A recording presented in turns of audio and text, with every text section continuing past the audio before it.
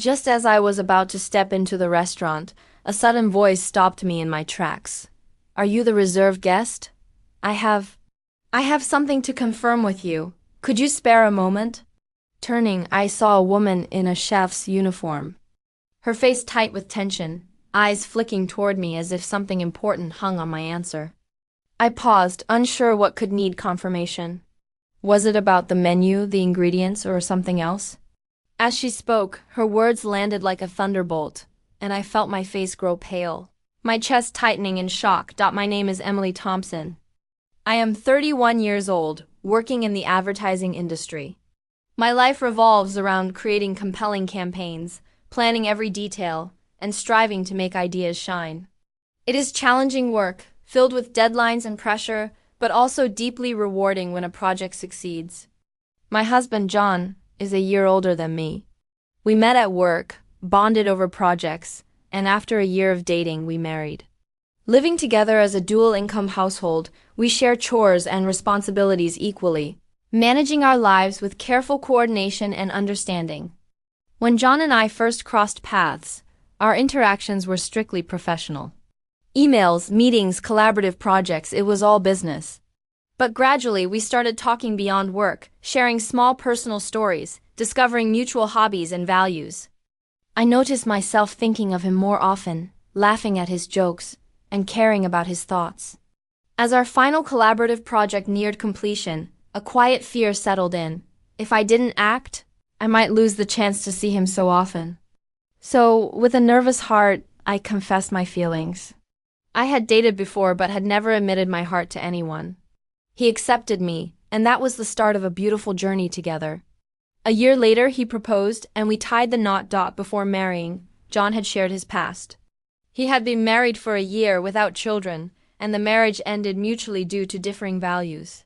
He spoke of it quietly, a shadow of regret in his eyes, cautious about love afterward. I understood. His past was part of him, but it didn't define our life together. I married him not for perfection but for companionship, for building a life together.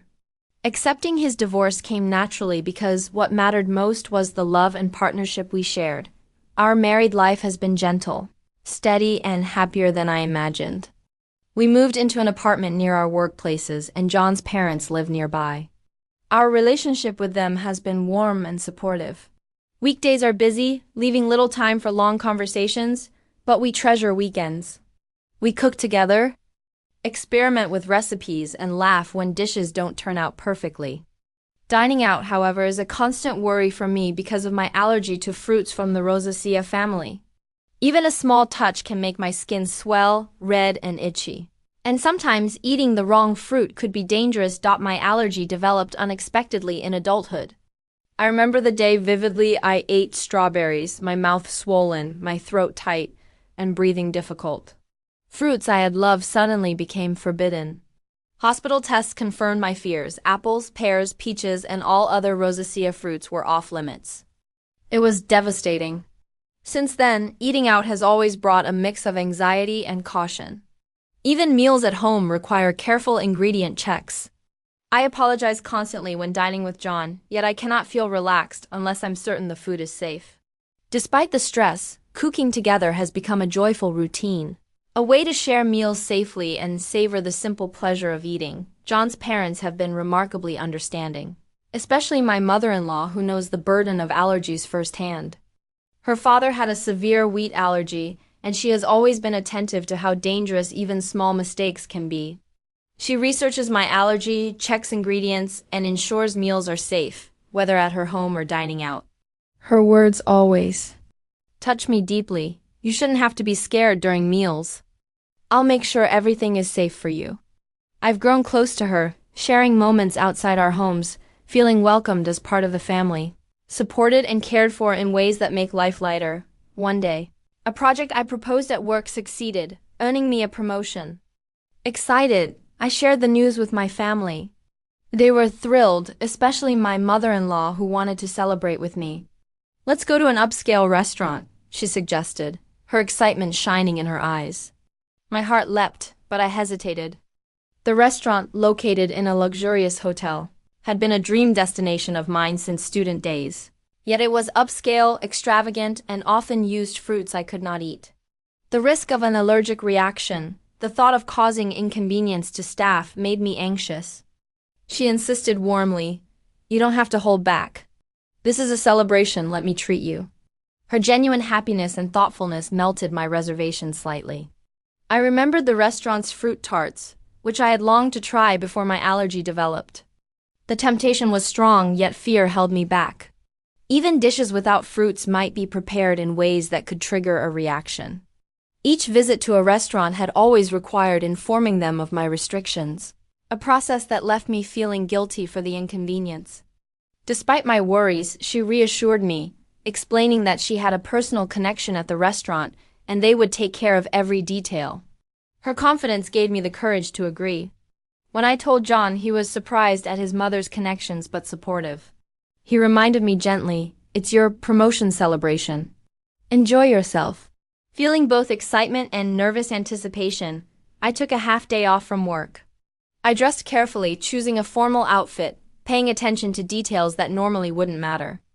My colleagues noticed, smiled, and wished me well, and I left the office with a mixture of anticipation and trepidation. Upon entering the hotel, I saw my mother-in-law waiting, her presence calm and cheerful.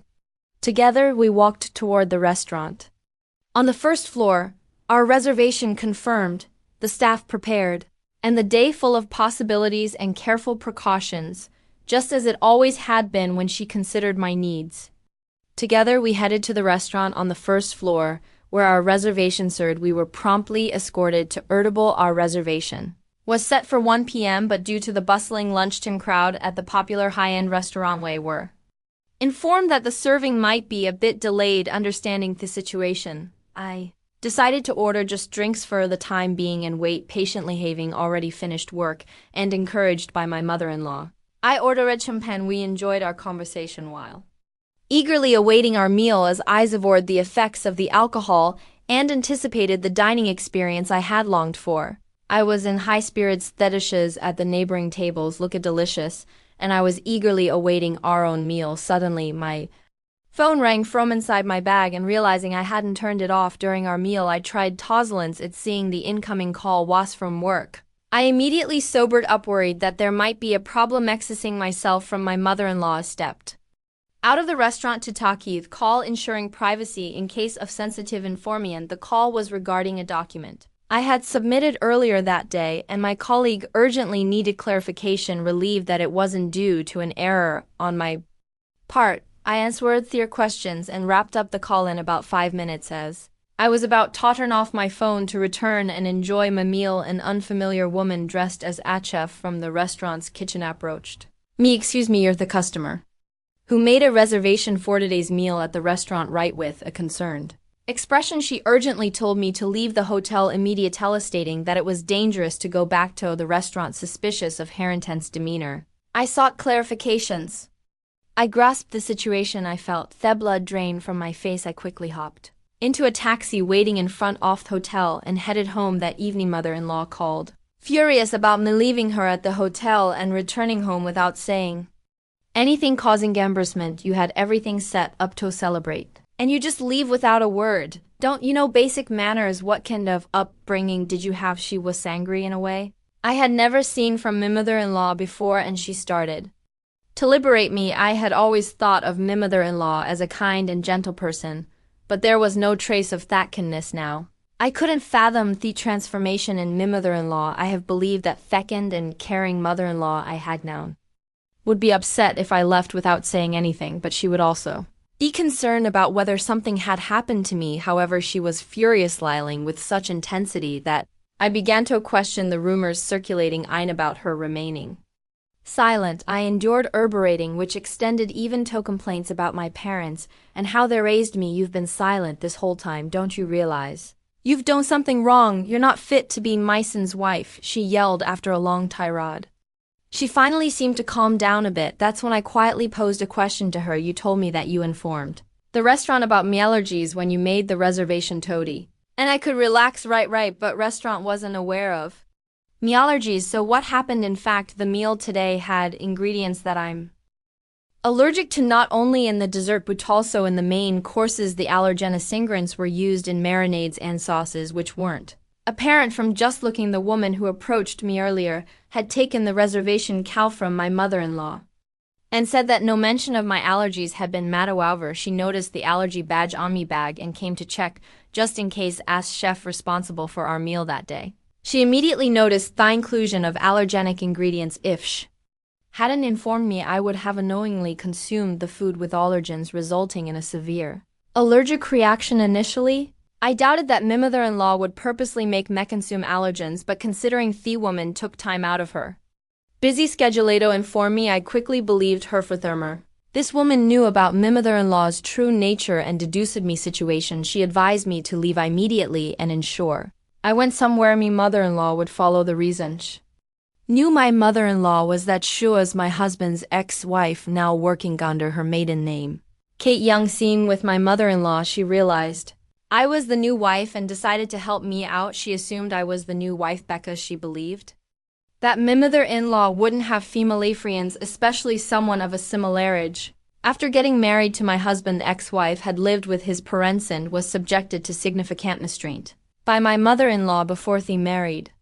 Like me, she thought the mother-in-law was gentle and kind, which left her quite baffled once they started living together. When my husband or father-in-law wasn't around, the ex-wife faced continuous criticism for her housework and was always subjected to snide remarks. Being a full-time housewife, she had no escape. Despite her culinary skills honed from attending a professional cooking school, my mother-in-law still found faults with her dishes, even discarding them at times. The ex-wife, proficient in cooking, considered discussing this with her husband, but my mother-in-law was adept at concealing her true nature, especially around him. She felt that her complaints would fall on deaf ears, so the ex-wife aimed to gather evidence. However, as a recently turned full-time housewife, she lacked funds and was almost constantly under the watchful eye of my mother-in-law. Unable to gather proof and without anyone to confide in, she fell trapped in this life, so she fled in the form of a divorce. Despite never having worked before, she utilized her culinary sense to seek employment and was fortunate to land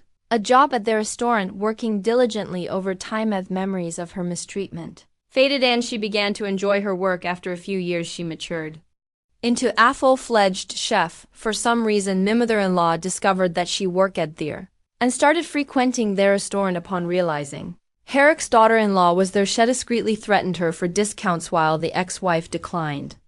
Absurdman's past traumas influenced her toil to some the connection my mother-in-law spoke of refer to the ex-wife. When I questioned why she hadn't communicated my allergies to their restaurant, my mother-in-law feigned ignorance. I knew about your allergies, so I must have told them. Maybe it's the staff's oversight. She countered defensively, placing the blame on their restaurant staff. Given that their reservation call was handled by the ex-wife, it was probable that my mother-in-law deliberately didn't mention the allergies, intending to pint blame on the restaurant. However, I was already onto her game, considering the restaurant's stringent guidelines on allergies. If Informethod have accommodated my dietary needs, moreover, they record calls for dispute resolutions, making it easy to verify who was at fault when confronted with this. My mother-in-law, not anticipating recorded evidence, fell silent. I pressed on. You've always been cautious about my allergies. Why did you not mention them this time? Until now, my mother-in-law was well aware of the DDoF allergies and always showed concern. I never imagined she'd do something like this, given that we had a good relationship.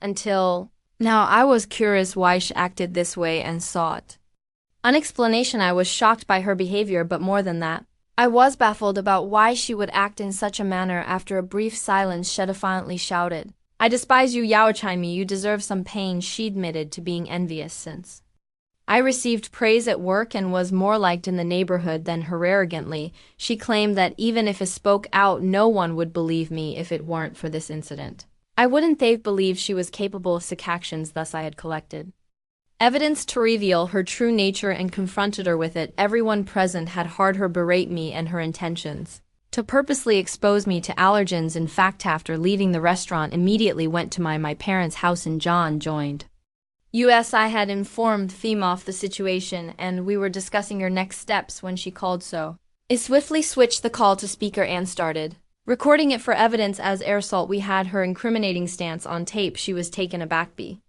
my revelation and asked in a shaky voice, "Wait, is JN there with you?" She never expected her son to find out and asked in a trembling voice in response to her son, who had been silent and emotionless. Gathering evidence, spoke up. "I heard everything. I can't believe you do something like this, Mom," he said in a suppressed, angry tone, and she hastily began making excuses, claiming it wasn't like that. I didn't mean. Her desperatitum seemed insincere.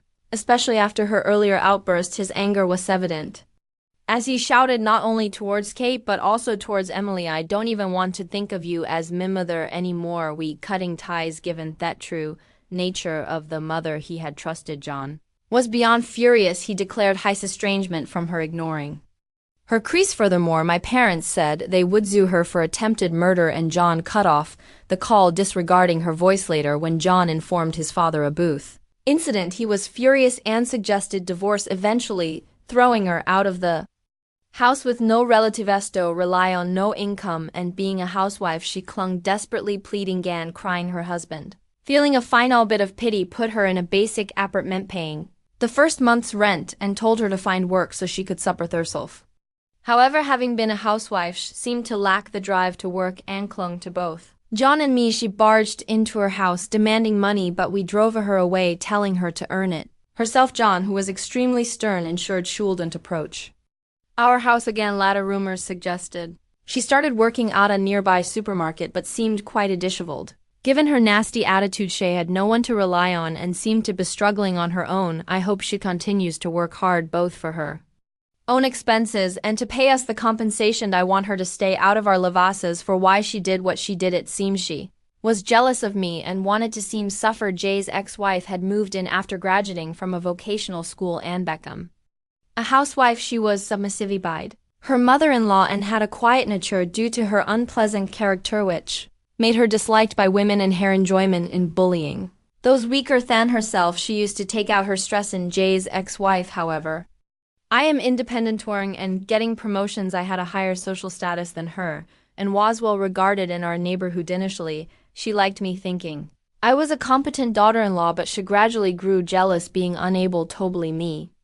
She wished I'd be in a position where I become incompetent, wanting to look down on me. After the explosive call when Johnny and his father confronted her, she confessed everything, leading to their declaration of cutting ties with her. Later, John apologized to his wife for not noticing the bullying at that time. He was new at his job and deeply trusted his mother, which blinded him to her behavior. Still, he felt he should have noticed and was regretful. His ex-wife assured him she was over itches, stating someone now, and the conversation ended on a peaceful note. John felt relieved knowing she was genuinely happy thanks to her help. I became friends with John's ex-wife. She's also career-oriented and we get along well. Although she's his ex-wife, there is nothing concerning regarding their relationship, and I'm glad to have a friend close in age. After settling matters with my mother-in-law, JN and his father threw me a promotion party with celebration from the two of them. I felt happy and determined to continue working hard without worrying about my mother-in-law.